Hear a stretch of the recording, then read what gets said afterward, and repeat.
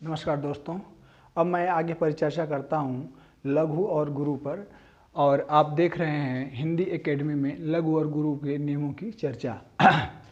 ह्रस्व मात्राओं में लघु होता है, अर्थात आप जानते हैं कि हिंदी व्याकरण में चंद्रबिंदु और ह्रस्व मात्राएं होती हैं। जैसे ह्रस्व मात्राएं विशेष रूप से 4 होती हैं: अ, छोटी ई, छोटा ऊ और री, जिसे कह सकते हैं आप ह्रस्व अ, ह्रस्व ई, ह्रस्व उ तथा री। ये जहाँ पर भी स्वर आएंगे या इनकी मात्राएं आएंगी वहाँ पर लघु वर्ण होगा। इसके साथ ही साथ चंद्रबिंदु वाले वर्ण या चंद्रबिंदु वाले स्वर जहाँ पर आएंगे वहाँ पर भी लघु वर्ण ही होगा। जैसे हाँ, श, ये श, हाँ, यहाँ पर भी लघु वर्ण होगा।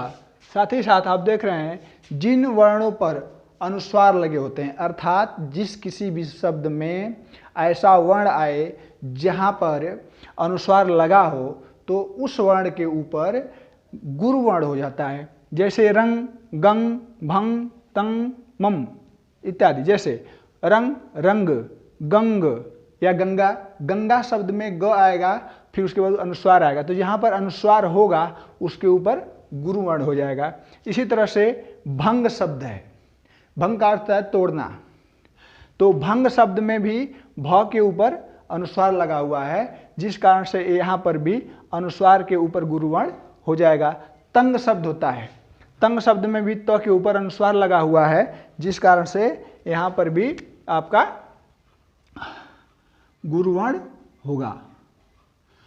मंगल, मंगल शब्द में म के ऊपर अनुस्वार लगा हुआ है, यहाँ पर गुरु वर्ण हो जाएगा, जिसकी आकृति इस तरह से होती है। ये यहाँ पे गुरु वर्ण हो जाएंगे। इसी तरह से आप जानते हैं या सुने भी होंगे परिचर्चा में कि जिन शब्दों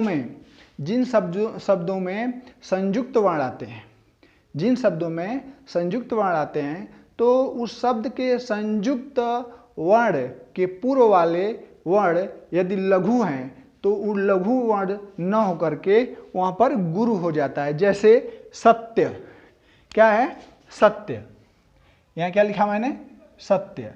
अब यहाँ पर आप देख रहे हैं कि त्य यहाँ पर जो है क्या है? संयुक्त व्यंजन है, तो संयुक्त व्यंजन में त्य जो है संयुक्त है और स जो है लघु है, तो जहाँ पर संयुक्त व्यंजन आता है तो उसके पूर्ण वाला वर्ण यदि लघु है तो वहाँ पर गुरु हो जाता है, इसलिए स पर क्या हो जाएगा? गुरु हो जाएगा। इसी तरह से जैसे मान लीजिए और भक्त शब्द आ गया आपका, भक्त, भक्त शब्द में आप देख रहे हैं आधा क है और पूरा त है, तो ये क्या है? संयुक्त वर्ण है। तो संयुक्त वर्ण में के पूर्व जो है क्या है? भ है, और भ किस कंडीशन में है? लघु है, तो इसलिए यहाँ पर जो है क्या हो जाएगा? गुरु हो जाएगा। क्या हो जाएगा? गुरु हो जाएगा। इस प्रकार से आप समझ लीजिए गुरुत्व शब्द भी है, तो गुरुत्व शब्द में रु के बाद जो है तो है, और तो जो है एक संयुक्त व्यंजन है और र में छोटा उ की मात्रा लगी हुई है, तो यहाँ पे लघु होगा, परंतु संयुक्त व्यंजन के पूर्ण लघु वर्ण है, इसलिए यहाँ पर गुरु वर्ण हो गया है। अब आगे आप देखते हैं जिन वर्णों के साथ विसर्ग लगा होता है, यानी जहाँ कहीं पर भी किसी भी शब्द में कोई ऐसा वर्ण आता है जहाँ पर विसर्ग लग जाए, विसर्ग लग जाता है, तो वहाँ पर गुरु वर्ण हो जाता है। जैसे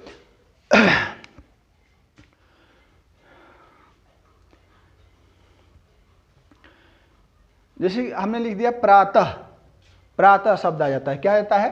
प्रातः शब्द, प्रातः, तो त के आगे क्या है? विसर्ग है, तो त के पहले विसर्ग है, त के बाद में विसर्ग है, त के अंत में विसर्ग लगा हुआ है, इसलिए त पर जो है गुरु वर्ण हो जाएगा।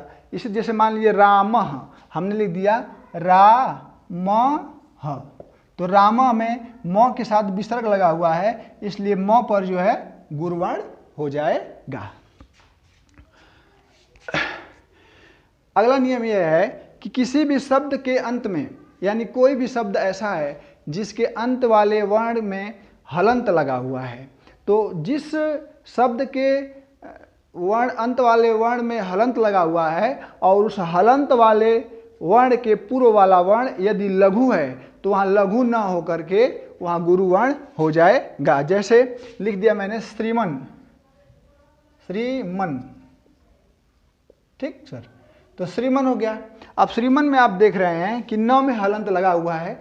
श्रीमन एक शब्द है, इस शब्द के अंत में एक न है, वो जो वर्ण है, और इस वर्ण के अंत में क्या लगा हुआ है, हलंत लगा हुआ है।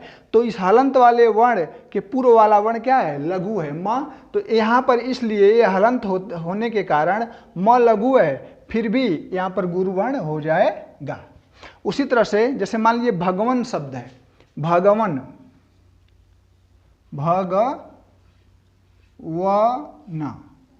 न में हलंत हो गया।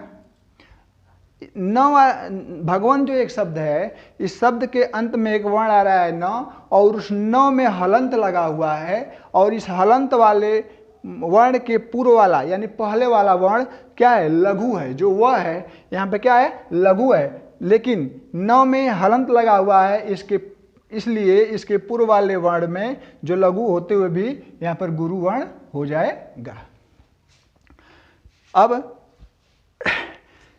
जहाँ पर जिस किसी भी शब्द में दीर्घ स्वर आता है या दीर्घ मात्राएं होती हैं, वहाँ पर भी गुरु वर्ण होता है। जैसे माता, तो माता शब्द में म पर भी आ की मात्रा, त पर भी आ की मात्रा, इसलिए दोनों पर क्या आ जाएगा, गुरु हो जाएगा। रात शब्द है, रात, तो रात शब्द में र पर जो है आ की मात्रा है, इसलिए यहाँ पर गुरु हो जाएगा। सोता शब्द में त पर भी आ की मात्रा है या त आ स्वर है जो एक दीर्घ स्वर कहलाता है, और स में ओ लगा हुआ है जो दीर्घ स्वर है, इसलिए यहाँ पर भी गुरु और गुरु वर्ण होगा। श्रोता, श्रो में ओ की मात्रा लगी हुई है, इसलिए यहाँ पर गुरु होगा। त में भी आ की मात्रा लगी है जो एक दीर्घ स्वर होता है, इसलिए यहाँ पर भी क्या होगा, गुरु वर्ण होगा। हमने पूर्व वाली वीडियो में बताया था अपवाद स्वरूप कि संयुक्त वर्ण के पूर्व वाले वर्ण में गुरु वर्ण तो होता है, परंतु कुछ शब्द ऐसे होते हैं कि जहाँ पर जिनमें यदि कुछ विशेष प्रकार के संयुक्त वर्ण आते हैं तो भी इस कंडीशन में उसके पूर्व वाले लघु वर्ण पर गुरु वर्ण नहीं होता है। जैसे लह, मह, यहाँ मैं दिखा दूँ आपको,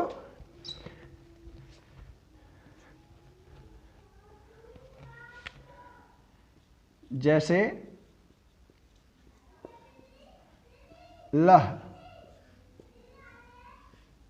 मह, नह, ये क्या है, ये सभी संयुक्त व्यंजन हैं। ये सारे संयुक्त व्यंजन जिस किसी भी शब्द में आएंगे तो उस शब्द के पूर्व वाला वर्ण लघु होते हुए भी उसमें गुरु वर्ण नहीं होगा।